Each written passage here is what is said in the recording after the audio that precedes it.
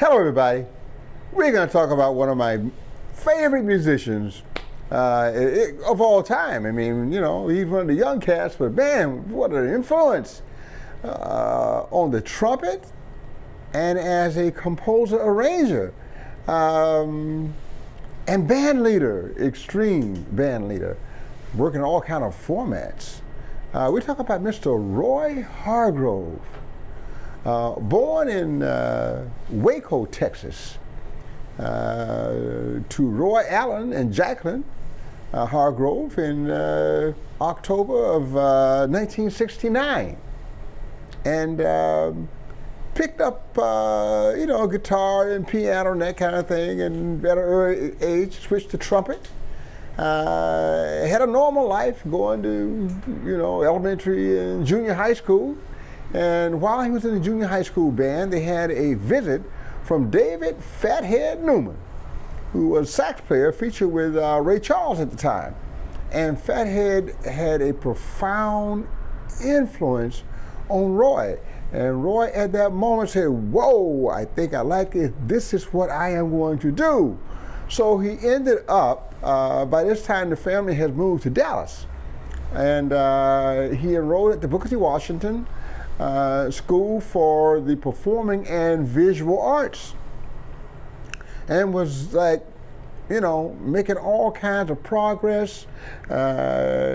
Everybody's astonished at this young guy, what he's able to do. And then the second great professional walks into his life in the person of Mr. Wynton Marsalis. He comes in just to do a little clinic, a little meet and greet. And he hears this young man play, and he goes, oh man, you can play.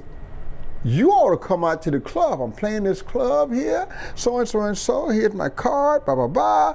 You show up with this, they'll let you in. I want you to come on stage and play tonight.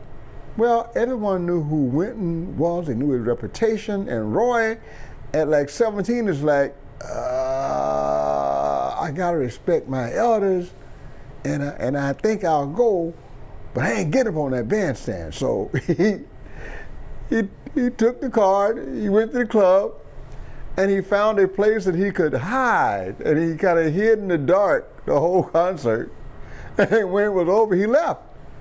And he thought that would be the end of it. Well, that's not the way Wynton works. The next day, Wynton comes back to the school and walks right up to him, yo, bruh. How you handle me like that? I thought you were coming to my gig. He says, I did. He says, I did not see you. He says, well, I was there because you did this and this and this and this. He says, okay, I'm going to give you another card. I want you to come tonight. Except this time, as the story goes, there was a table set up for him right at the front of the stage. And when he got there, he tried to hide and say, oh, no, no, no, Mr. Marsalis has already established your seating arrangement. So there he was, sitting front and center. And this time, he was called up to the stage and he had to play. And when he did, the entire club went, oh my God, who is this kid? Soon after, he's at the Berklee School of Music, studying supposedly, but it seems that Roy was spending more time at jam sessions in New York than he was at Berklee. So he decided the next best thing to do is enroll at the new school, or maybe the Manhattan School of Music, because he's right there in New York anyway. Why not? Berklee's too far away. You know what? That's what he did. Did not matter. As soon as he hit the scene and people heard him play, because he went to all the clubs sitting in, he got invited to play and record with the great saxophonist and educator, by the way, Mr. Bobby Watson, who many people don't know Bobby. He's a great alto saxophone player, great educator, who grew up in Miami and actually graduated from the University of Miami. He teaches out in Kansas City now. But Bobby, bad cat, was also in the band with Wynton when they were in the Jazz Messengers together before Branford took that job. So there's all these connections. Later on, Bobby had him join them in Super Blue with Mulgrew, Miller, and all those bad cats, and you know, that thing went. I think Michael Brecker may have been involved in that as well. And soon, it's time for Roy to have his debut album. And I remember the album because I went and bought it just because it's this young guy and he's trying to make a thing for himself, and jazz doesn't sell that much anyway, and I'm always going to put my money behind these young artists. So I went and bought Diamond in the Rough. Very appropriate title for the first outing. Soon after that, he changed labels, went to Verve, and did one of my favorite albums with the tenors of our time, where he did all of these tunes on this one album with the greatest tenor players living at the time: Stanley Tarantine, Joe Henderson, Josh Redman, just, you know, a lot of bad tenor players, man. And that album just still speaks to my soul. Such a great album, and almost a must for tenor saxophone players.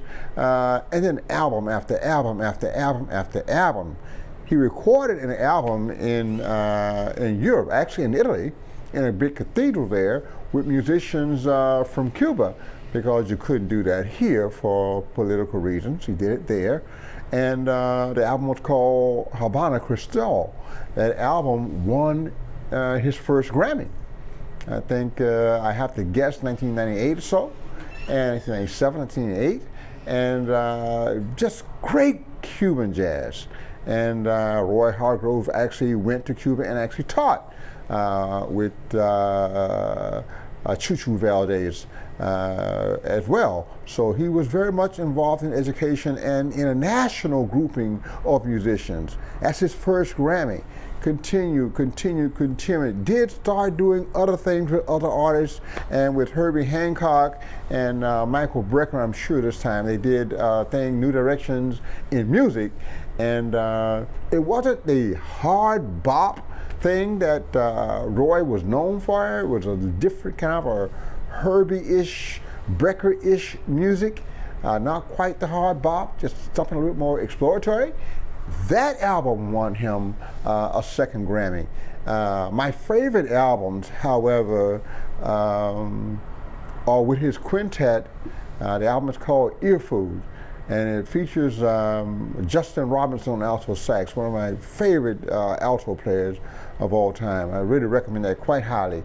Most of the people who I work with or taught or whatever, they know the album very, very well. It is still a great standard. It was the last small group album he recorded. And then there is also Emergence, the very last album he recorded under his name, which he did with the big band. And on that album is a tune called Roy Allen. And I always loved the tune, and now I know that that tune was written as a tribute to his father. And now I know why there was so much love in that groove. He's done all kinds of things, Roy, okay? He's a young guy, he's a sponge. He had his own kind of a funk rock group. I can't say rock, funk group, R&B group, fusion group. It was called the RH Factor, the Roy Hargrove Factor. All electronic, groove, backbeat, all that kind of thing. And for a lot of people who are into that kind of thing, it's the most popular album he ever did. But there are so many other things Roy did in his short career. Understand, his first album was in 1990. I think the last thing he recorded was like 2014 or so. So in a career of 15 or so years recording, he recorded 22 albums under his own name, 22 albums under his own name, and then another 50 where he served as a sideman or collaborator with other people.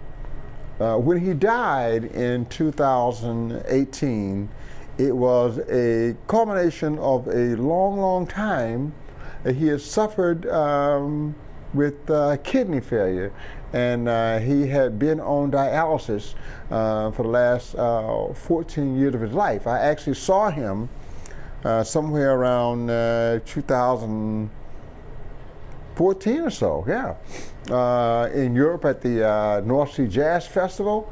He still had his flair, he was still bopping, he still had the whole attitude.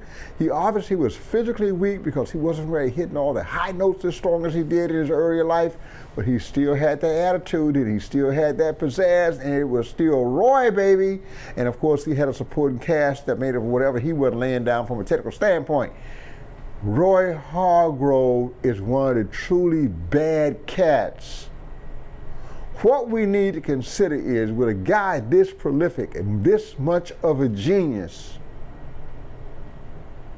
14 years of dialysis. Tell me about healthcare for musicians. There are a lot of musicians who leave here all too early because of a lack of proper health care. And in our beautiful country, God bless the child who's got his own. And everybody else is everybody else.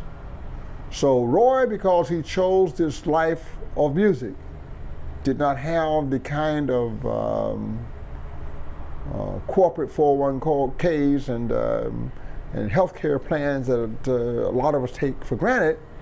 And over time, it took his life prematurely, and one of the great voices was silenced all too soon. We do have somewhere around 75 recordings with Roy Hargrove on it in just under 20 years. Suppose he would have lived a full life, who knows how much more beauty and love he could have shared with us. Roy Hargrove, born in Waco, Texas, died in a hospital in New Jersey in 2018, but left us some of the most beautiful music ever created under the banner of J-A-Z-Z, Jazz Baby, as well as his collaborations with everybody from Common to Erykah Badu, who, by the way, went to the Booker T. Washington School of Performing and Visual Arts with him in Dallas, Texas. So Roy would do whatever. He loved his jazz, but he would work with anybody on any genre they wanted to. Thank you, Roy, for visiting us for the time that you were here and sharing your great talent. And that's the way that was.